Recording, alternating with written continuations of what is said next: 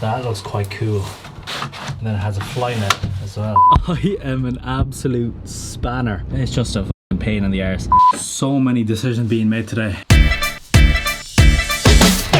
Cold one this morning, lads. There's a bit of snow on the ground and the van is frozen over, but in the last video we have ticked off a couple of bits, so today is just a few easy jobs. The floor levelers that we stuck down in the last episode are set, they're stuck down, so I just need to put the floor in, make some pilot holes, and finally screw them onto the floor of the van so they're set. I don't have to touch them anymore, the floor will be done today.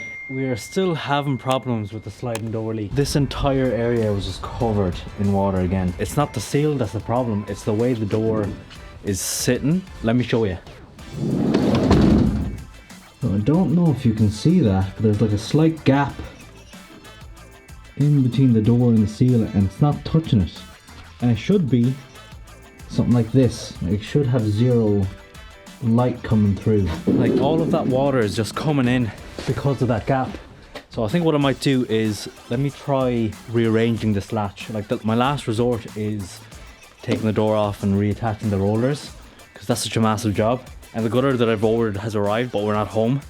So I'll attach that on top just to help a little bit divert a lot of the water away from the sliding door. But I have two old washers here that I'm just gonna jam into the side of the latch just to see if it pushes the door up a little bit more.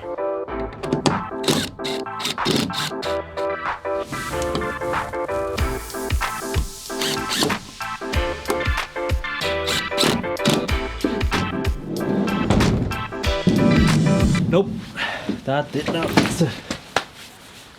Oh, what a balls. The windows have been in for almost a week, or probably just about a week, and I've water tested the seams and there's been no leaks, no water coming in, nothing inside the van. We use the same hose as we did for the vent and it's looking pretty good, lads. Because of the colder weather, the window glue took a couple of days to fully cure. Usually it takes maybe 2 or 3 days, but it took maybe 5 or 6. So far so good. The only thing that I was worried about was when we water tested the windows, I was worried about the water kind of pooling up inside, and because it's so cold that it would freeze and affect the glue. So far no signs of any leaks or any damage or anything like that. So I think we've done a pretty good job. I don't know if you can see that, but you can actually see the window glue in there. I don't know if you can see that, the green tape that's here. So this is where the two bits of floor meet. So that's going to be a weak point in the floor, especially in the middle here where we're going to be walking. So wherever the floor meets each other, I'm going to drill dowels into the floor so that they can interconnect. I'll show you what I mean. This is what I mean by the dowels. So I got this little dowel jig that can create holes in our new floor like that, and you just put these dowels in there. So what happens is wherever the two floors meet, it'll just slot in there just like that and create a supporting point. And then I'm just going to use a bit of wood glue to glue it all up. That's the idea. I just need to practice on these two scrap bits of ply to see how to fit it in and line it up, because it needs to all be level and flush. The last step that we do before we start screwing everything down, or screwing the floor down, is just to tape up all of the bits of wood just like that. We have to do it for every single piece of wood that we see there. So these are one of the many fun jobs that we have to do with the van. So boring, but it has to be done. That is everything taped up, lads. So all of the joints, all of the corners where it meets the metal, everything is taped up. I just have to clean up this mess now. And finally stick on this f***ing floor that I've been trying to stick down for. Oh! Hello there! Hey! Look, it is! So what I'm gonna do, just with some green masking tape and a pencil, I am gonna mark out where these ribs are, because that's where I'm gonna be drilling on top of, or drilling into. What I want to know when the floor is on top is all the high points where I'm going to drill into. I don't really want to drill into the low points because the screws that I have will just about go through the van and hold the floor in place. So what I'm going to do is go to the very top up there, mark out where all the ridges are because they're all in a line, and that'll just help me to keep in mind where all my drilling points are.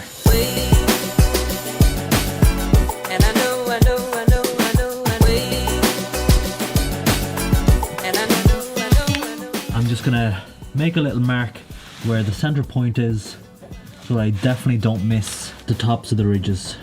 Just to double check that I'm accurate and all of the ridges line up, I'm just gonna take a laser level and put it onto the fixed mode, set it down onto the van and line it up with one of the green tapes that's up there and see if it runs all the way along one ridge. It just never hurts to double check.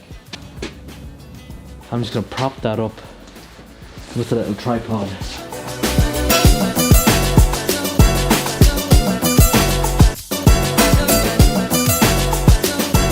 Absolutely perfect. So I know that once I have the floor set down, I use this laser level, line it up with one of the green tapes.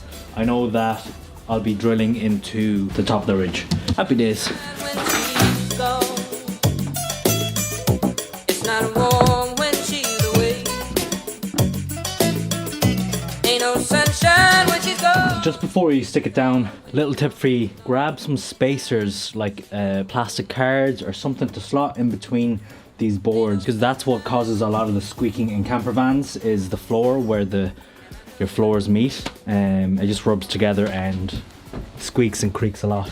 So just to make my life a bit easier, I'm gonna mark a couple of spots on the floor where I know the floor levelers are located. Then I can just screw directly into the wood of the levelers as opposed to the van.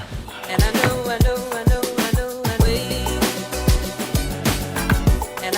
And I'm just going to use a bit of the Sikaflex 522 on top of the higher parts to stick the floor down, and then I'll screw wherever I've marked on the floor. Oh, lads, I am wrecked.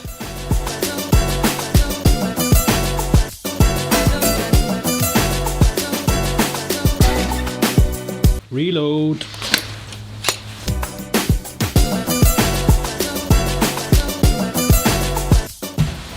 Alright, how am I gonna do this? Okay.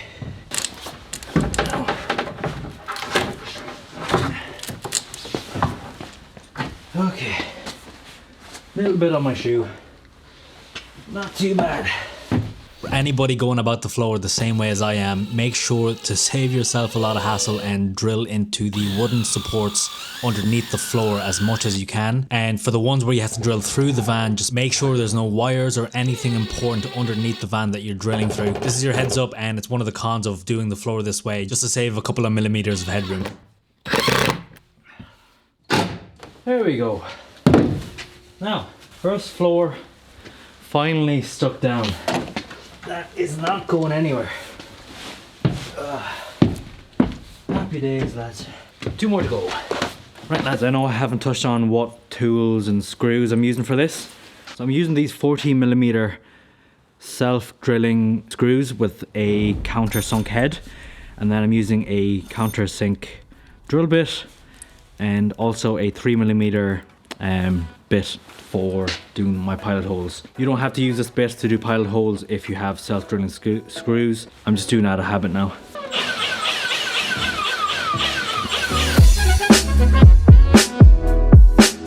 Making our way back home to Mayo for the Christmas. I still have one more part of the floor to stick on, so I'm gonna try and get that all sorted by the end of this episode so that the floor is finally in.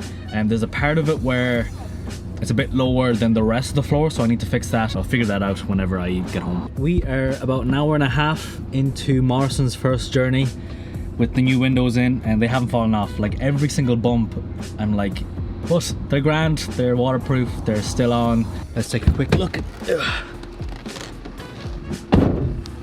Not bad. It's a bit filthy now, but still on, hasn't moved an inch. Still perfectly in line. I'll absolutely take that, lads. That gives me a bit of confidence installing the other ones to go in. So happy days. It's so scary putting in your own windows, and I didn't realize the aftermath of it, of like driving with it on for the first time. Like we followed everything that we needed to do, every step. You're still like is it gonna stay on? But it's grand. The floor is finally stuck down. Look at that. Finally, the floor is down. Like I was mentioning earlier, there's certain parts of the floor where they meet, like right here, where one bit of the floor was a little bit lower than the other. I don't really want to have that uneven kind of surface, so what I did was I used the dowels, wherever you can see the two arrows are lining up, I just put dowels, and it was a bit tricky to try and figure out how to do that, so all I did was I just did it. I didn't film any of it because I was just trying to figure out how to, number one, how to put dowels in, and number two, how to fit it all together so that it was all level. But I figured it out, and the reason I did that was I didn't have enough of the levelers that I used for the floor to put it in the middle, so that's why I had to use dowels. I just didn't have enough of those little pieces of wood to put underneath that floor, so I kind of overcomplicated it. So if you're doing the same thing as me, or if you run into the same problem where the floor isn't level, especially where they meet, just put bits of wood underneath both of them. Literally the easiest way to do it. So don't make the same mistake as me. Have enough of the little bits of wood so that you can support your floor. But that is where we're at. The floor is finally down. Don't need to worry about it anymore. The next bit to do now is insulate all around the edges where there's gaps where the floor and the wall meets, and just fill that in with expanding foam. This is really easy to use. All you have to do is take this nozzle, spray it all in the little gaps, and fill them all in. Let it harden, and then just cut it off with a Stanley or some sort of saw.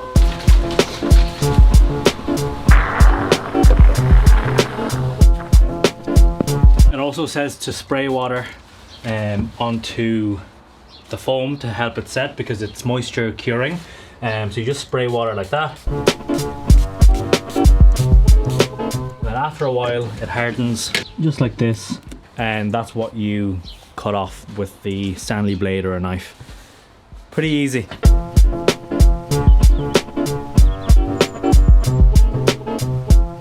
Finally fixed the sliding roof leak, and all it took was that little J channel, and you can't even notice it. It's a great job, because if that didn't fix it, I would have had to take off the sliding door, the rollers, everything, realign everything, and that would have been such a massive job. But ever since I put that on, it just catches the water, acts like a gutter, diverts it away from the door, and there hasn't been a drop of water here since. Really should have done that sooner, because it just hasn't been a drop of water at the sliding door, and I was getting really fed up with it, because every time I opened the door after a bit of rain, this area was just soaked. So I'm happy that that's fixed. Again, if you're having that same issue with your sliding door, doesn't matter what make of camper van or motorhome it is, just put a bit of a J channel above that door and just make a little gutter to divert the water away. This video has been recorded over the space of like 2 weeks, so I forgot to mention to you that I did mold prevent the floor. There's 3 parts of the floor: the front part, the middle part, and the back part. And the back part where the bed's gonna be, I forgot to mold prevent or put any sort of varnish or like protection on that, so that's unprotected. But the other 2, I did use a, let me grab them actually. Like I said, this was filmed over the space of 2 weeks, so it took a few days to fully finish the floor, like mold prevent it, let that dry, and then put on the varnish. So what I did was I bought this Mould X mold preventer, and all you do is you can either add it straight into a water-based paint, or you can apply it directly by mixing it with water and just rolling it on, doing a good coat. You can do 1 or 2 coats. One's usually enough, but I did 2. And once that was fully dry and set, I used this Ronseal matte coat clear varnish and literally just painted it on along the grain on these 2. And I did 3 coats for those, so it takes like 4 to 6 hours for it to fully dry, so I literally did 1 coat a day. So that took a couple of days to do, but these 2 have mold prevention and that varnish on it, which is great, because to be honest with you lads, I was going to be so lazy and just completely not do that, like completely ignore it. But it's well worth doing, preserves the floor for a lot longer, and now we can start properly working on the floor, so putting our underlay and putting our flooring on. So we're making some headway with what we have to do. The floor has been stuck down, we've mold prevented it, and we've put the insulation around the edge of the floor. So the next thing I'm going to do is mark out the bed windows and just decide whether it makes sense to have windows in the bed area or not. Annie's quite unsure. I'm a little bit the same, but if it doesn't make sense, then you know there's no point doing it. So this is what we're working with. It's the curved acrylic window by Freucamp, which is the same one as our vent.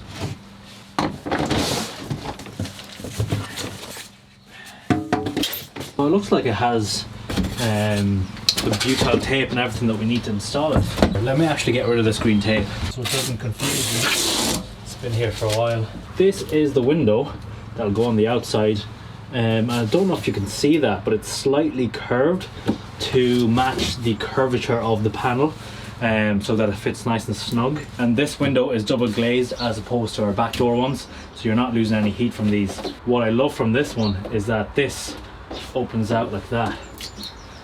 Like, imagine the view facing there. You have your back doors as well to look through, but you have air coming in if it's too hot.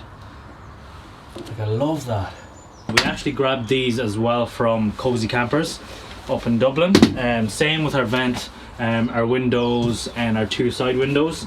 They literally supplied everything. And then when I saw these, I wasn't sure if this was going to be big enough, but I think this is the perfect size. Okay, let me measure it out and see. So the dimensions are actually written on the window. It's 818 by 315, but it never hurts to double check.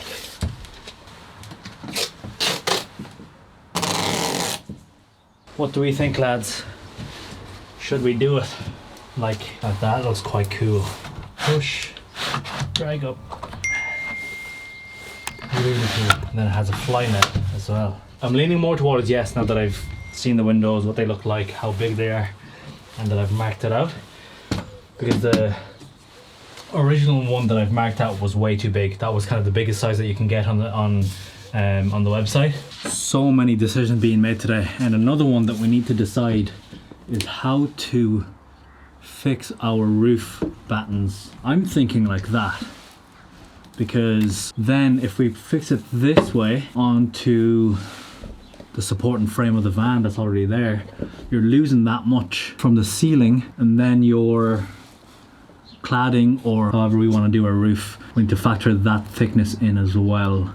So we're losing quite a bit, and like we don't have that much to work with anyway. The only issue with this, like I would just do that straight away, is that this beam is at an angle. Let me show you. You have a bit of a gap in here, so you need to cut it so that it goes flush. You can't just install it like that against it, because then this bit is sticking out, and that makes no sense. So we'll need to cut it at an angle so that it sits flush with that and is also flush with the roof. We just need to take this angle off. I think that's what we'll do. I need to get thicker bits of wood, maybe 2 or 3 mil thicker, because this is just shy off 1 inch. We're here in Chadwicks, which is where I'm gonna get all of my wood and timber from now on. We just need to get enough for the ceiling and the walls, and I have a rough idea of what I need, so I'm just gonna go in and grab it. I am coming here from now on. This is my first time coming into Chadwicks to get different types of wood, and now I have the order sheet here. And keep in mind, the little kind of shop that I did in Woodies for those couple of lengths of wood was about €60. So only maybe like 7 lengths of wood. And I've ordered 20 meters of a 2x1, about 10 meters of a 3x1, 5 meters of a 6x1, and 5 meters of a 4x1. So that's about 40 meters worth of wood in different sizes, and it only cost me €46. Like, that is outrageous.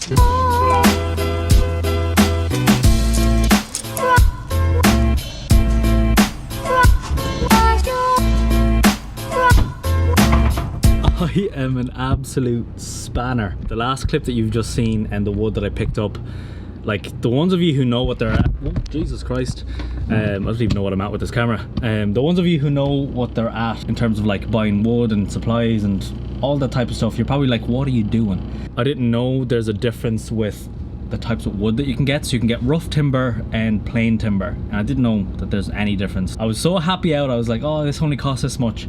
But now, number one, I got the wrong type of wood, and number two, I have to spend more money on getting the right type of wood. So yeah, it's just a pain in the arse. Like, I'll find a use for the ones that I've bought, but I won't be using them for framing the van. It's just the wrong type of wood to be using. So I'm back here at Chadwick's to get the right type of wood, and I'll let you know how much that costs. We have a van full of wood, so I have loads of different lengths. I ordered the same sizes in the plain timber, and it was about €91, so it was still really good value compared to Woodies. I'm still not going to go back there for timber. The last day I bought 2x1s for the ceiling framing, and this time I bought 2x1.5s. They're a little bit thicker, and they're perfect for the ceiling because they go down past these ribs, whereas the 2x1s, they're just shy of it. I'm going to make some curve cuts so that I'm able to bend it without breaking them. That's today's plan: frame the van. It's raining. This is not easy to work when you're just working from your driveway. Oh, for sake. Started absolutely lashing rain yesterday, so completely scrapped it. Today is a new day. I am starting to put the ceiling battens on, and I've done one just to figure out how it would work, and then I can explain it to you. So what I've done is I cut off an end piece of the wood that I'll be using for the roof. I've scribed out a little angle because the ribs of the roof isn't completely straight. It's at a little angle, so to have the batten sitting straight, I need to cut a little angle. So I'm going to transfer this scribe onto the wood that I'll be using, like this. Get the end of it just like that, and then mark out the angle that I need.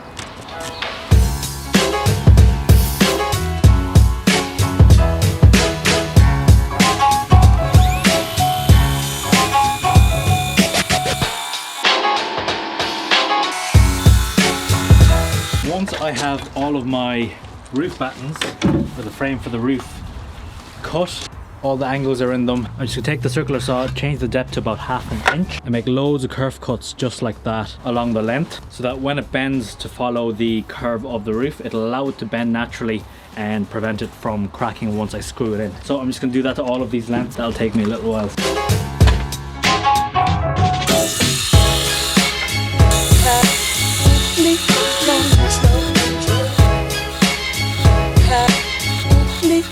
Once I finished making all the curve cuts to all of the bits of wood, I made multiple pilot holes in each one, countersunk them, and then pre-screwed these 60mm self-drilling screws just to make my life a little bit easier. Grabbed some Sikaflex or Tech 7 adhesive sealant just to help support it all, and then screwed these straight into the metal ribs in the roof. It doesn't hurt to say it, but I'm not screwing vertically directly through the roof, but instead fixing directly to the metal supporting ribs that runs across the roof of the van. No soul.